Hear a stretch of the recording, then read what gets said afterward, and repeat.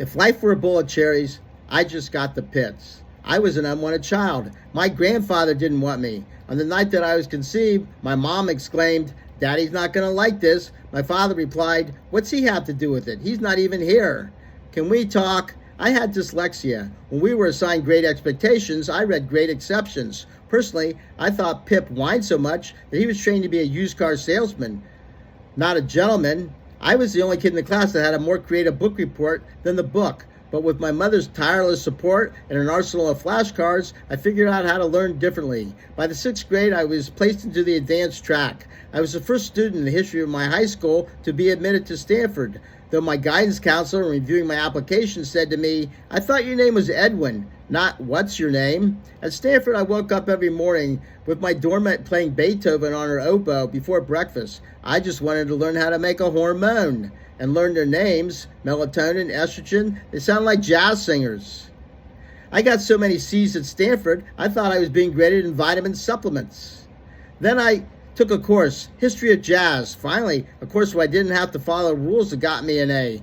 I bebopped my term paper. I met Donald Kennedy, biologist, future Stanford president.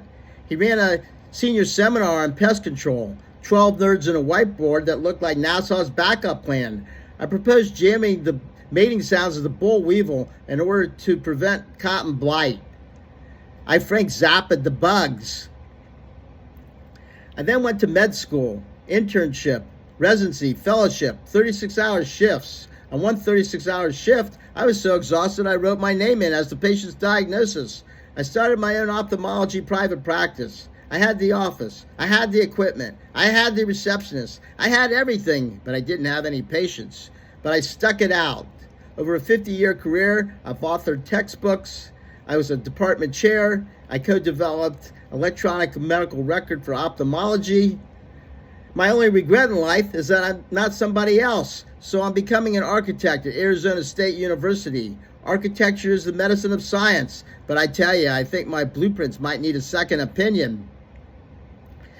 It's the empathy of dimension.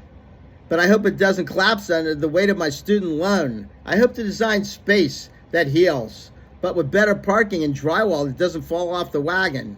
What's my talent? I figure it out. I make it happen.